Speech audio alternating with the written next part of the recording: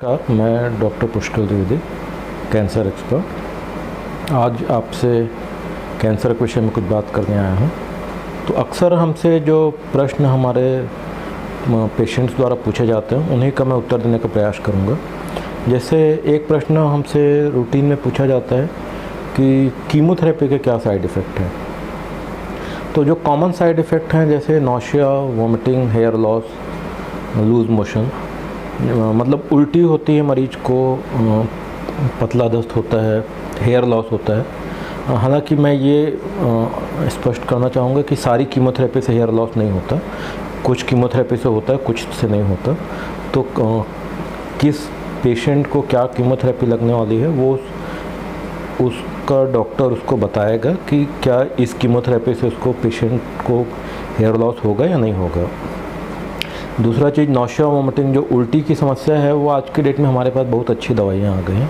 तो उल्टी आज की डेट में कोई बड़ी समस्या नहीं है, उल्टी अब नहीं होती। मतलब उसको रोकने की कीमोथेरेपी का साइड इफ़ेक्ट ज़रूर है उल्टी होना, लेकिन उल्टी को कंट्रोल करने के लिए, उल्टी को रोकने के लिए बहुत अच्छी दवाइयाँ आ गई हैं। तो इसलिए अब उल्टी को हम कंट्रोल कर लेते हैं। फिर एक प्रॉब्लम होती है लॉस ऑफ टेस्ट और लॉस ऑफ एपेटाइट। हाँ, ये बात सही है कि कुछ हद तक मुंह का स्वाद ख़राब होता है, थोड़ा सा खाना खाने का दिल नहीं करता। तो इसके लिए हम उसको थोड़ा सा डाइट में मॉडिफिकेशन के लिए बोलते हैं। बहुत कुछ लोगों को लूज़ मोशन भी होता है। लूज़ मोशन बेसिकली इसलिए होता है क्योंकि जैसे मैंने पहले ही बताया कि जो कैंसर सेल्स होती हैं, जो हमारी कीमोथेरेपी है वो हमारे शरीर में जाने के बाद कैंसर सेल और नॉर्मल सेल को ऐसा डिफ्रेंशिएट नहीं कर पाती।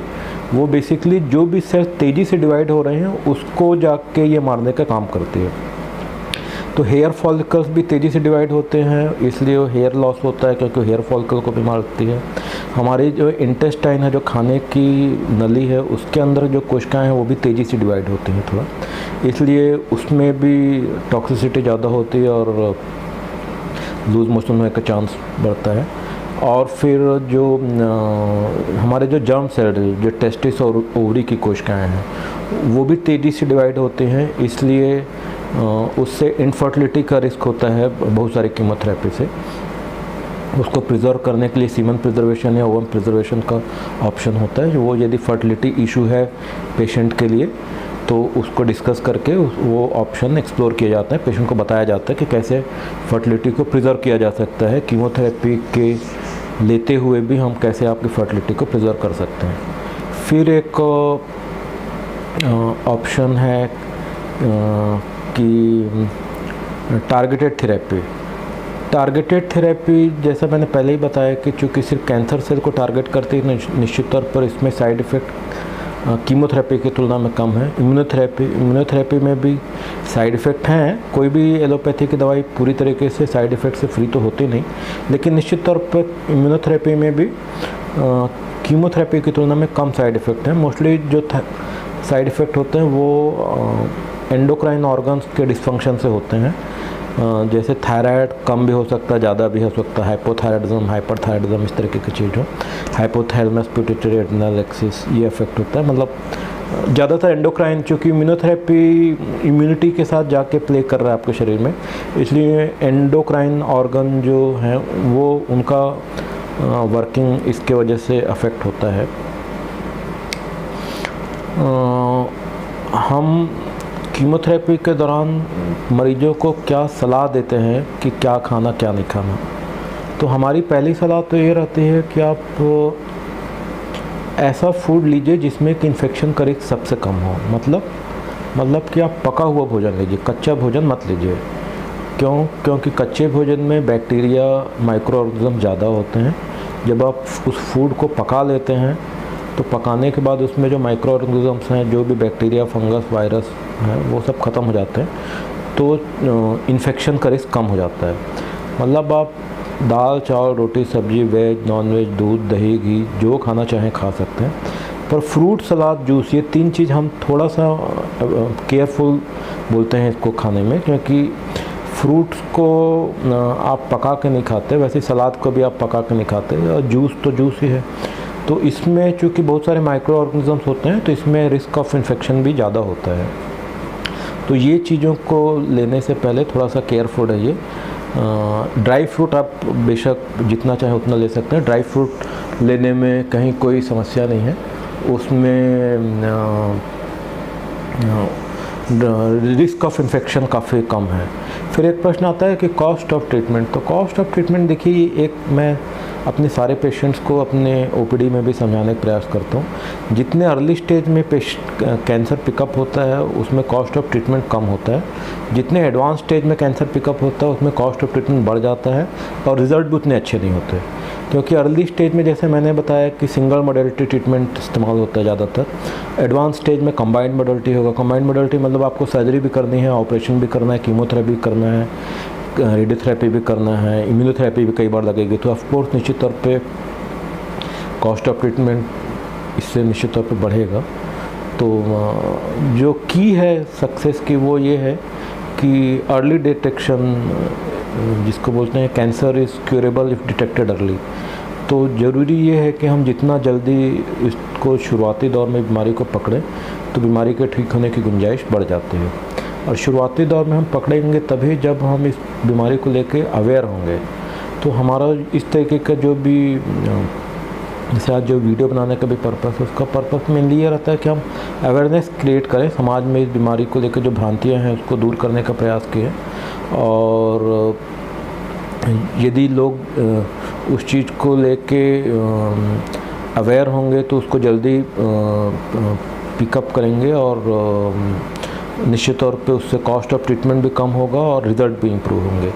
फिर एक प्रश्न आता है हमारे सामने कि क्या 4th स्टेज के कैंसर इस काइंड ऑफ डेथ सेंटेंस, मतलब क्या बीमारी यदि 4थे स्टेज में पकड़ में आई तो क्या वो अपने आप में मतलब उसमें कोई गुंजाइश नहीं है? ऐसा नहीं है।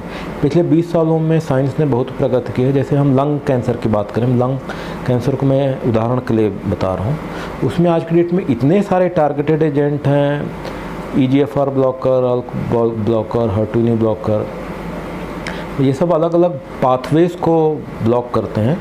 इससे बीमारी 100% ठीक नहीं होती, ये बात सही है, लेकिन इन ट्रीटमेंट्स के माध्यम से आप पेशेंट की लाइफ 4 साल, 5 साल, 10 साल इतना लंबा बढ़ा सकते हैं। जैसे मैंने इम्यूनोथेरेपी बताया है, इम्यूनोथेरेपी भी 4th स्टेज के कैंसर में यदि काम कर गई तो पेशेंट कैन बी क्योर्ड। तो हर कैंसर, पहले चीज़ तो समझिए कि अलग होता है। तो कोई ऐसा जैसे प्रोस्टेट कैंसर है, तो प्रोस्टेट कैंसर तो most of the time 4th stage में डायग्नोस होता है। ज़्यादातर पेशेंट जब हमारे पास आते हैं तो बोन मेट्स के साथ आते हैं। बोन मेट्स मतलब बीमारी हड्डियों में चली गई, ज़्यादातर वो पेल्विक बोन या स्पाइन में जाती है, कमर की हड्डी या हिप में, पेल्विक बोन में कैंसर के कीटाणु पहुँचते हैं। तो पेशेंट जब दर्द के साथ आता हो तो उसमें सिंपली आप hormonal manipulation, androgen deprivation therapy बोलते हैं, वो करके आप पेशेंट को 10 साल तक खींच सकते हैं मतलब पेशेंट लगभग पूरी तरीके से एसिम्प्टोमेटिक होता है। उस दौरान उसको कैंसर के कोई भी लक्षण नहीं होते। प्रोस्टेट कैंसर की तरह ही और भी कुछ कैंसर हैं जिसमें कि 4थे स्टेज के मरीज को भी आप बहुत लंबा जीवन मतलब 10 साल, 20 साल या इससे भी ज़्यादा का जीवन आप इलाज के माध्यम से दे सकते हैं। और फिर हमारे सामने एक प्रश्न आता है कि क्या कैंसर छुआछूत की बीमारी है? तो मैं इसके बारे में स्पष्ट करना चाहूँगा कि ये छुआछूत की बीमारी नहीं है। कैंसर 100% छुआछूत की बीमारी नहीं है। छुआछूत की बीमारी ट्यूबरक्लोसिस होती है। इसको NCD बोलते हैं। NCD मतलब non communicable disease. Non communicable disease मतलब ऐसी बीमारी जो किसी के साथ उठने से, बैठने से, उसके साथ खाना खाने से ये बीमारी नहीं फैलती। जैसे ब्लड प्रेशर है, डायबिटीज़ है, हाइपरटेंशन है, ये बीमारी हार्ट की डिजीज़ है, कोरोनरी आर्टरी डिजीज़ या कैंसर है। ये बीमारी आप उस बीमार व्यक्ति के साथ उठने बैठने या उसके साथ खाना खाने से ये बीमारी फैलने वाली नहीं है। एक प्रश्न और मेरे पास आया है कि क्या आयुष्मान के माध्यम से कैंसर का इलाज हो सकता है? हाँ, ये कहते हुए मुझे बहुत हर्ष हो रहा है। पिछले जो 3 साल से लगभग आयुष्मान योजना चल रही है जिसमें कि राज्य सरकार और केंद्र सरकार दोनों का ही योगदान है। इस योजना में 5 लाख तक का इलाज आयुष्मान के माध्यम से निःशुल्क है और इससे हम बहुत सारे मदद हमारे कैंसर पेशेंट का कर पाते हैं। 100% शायद 100% नहीं कर पाते क्योंकि अभी भी कुछ चैलेंजेस हैं।